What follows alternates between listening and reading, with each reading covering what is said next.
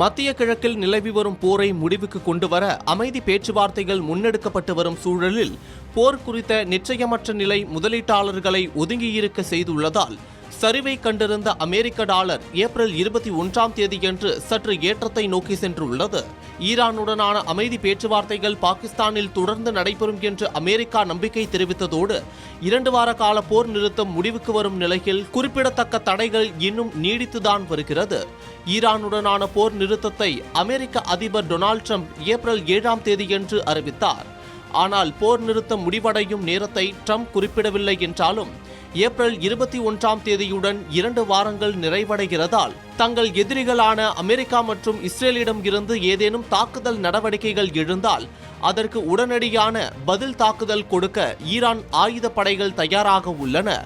இந்த பதற்றமான சூழலில் யென் மற்றும் யூரோ உள்ளிட்ட பல்வேறு நாணயங்களுக்கு எதிராக அமெரிக்க டாலரின் மதிப்பை அளவிடும் டாலர் இண்டெக்ஸ் திங்களன்று ஏற்பட்ட 0.2% சரிவுக்கு பிறகு இப்போதுதான் 0.15% உயர்ந்து 98.24 என்ற அளவில் மதிப்பை நிலைநாட்டியுள்ளது. ஈரானுடனான போர் சூழலில் சர்வதேச அளவிலான முதலீட்டாளர்கள் டாலரை பாதுகாப்பான புகலிடமாக கருதி நாடியதால் சரிவில் இருந்த அதன் மதிப்பு மீண்டும் உயர்ந்துள்ளது. அதே சமயம் பிரெண்ட் கச்சா எண்ணெயின் எதிர்கால ஒப்பந்தங்களின் விலையும் உயர்ந்துள்ளது. இதன் எதிரொலியாக கச்சா எண்ணெயை அதிக அளவில் இறக்குமதி செய்யும் நாடுகளான ஐரோப்பியா மற்றும் ஜப்பான் ஆகிய நாடுகளின் நாணயங்களின் மதிப்பு சற்று குறைந்துள்ளது.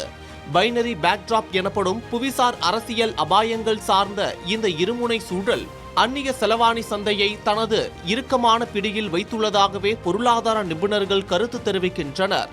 மேலும் பேச்சுவார்த்தைகள் தொடர்ந்து நடைபெறும் வரை அமெரிக்க டாலர் சற்று பின்னடைவையே சந்திக்கும் என்றும் தெரிவித்துள்ளனர். ஏற்கனவே 50 நாட்களை கடந்து நீடித்து வரும் போரால் உலக நாடுகளுடன் அமெரிக்காவும் பெரும் நெருக்கடிக்கு ஆளாகியுள்ளது. தற்போது போர் நிறுத்தம் அமலாகும் வரை இதே சூழலில் நிலவும் என்பதால் சர்வதேச வர்த்தகம் பதற்றமான சூழலிலேயே நிலவுகிறது.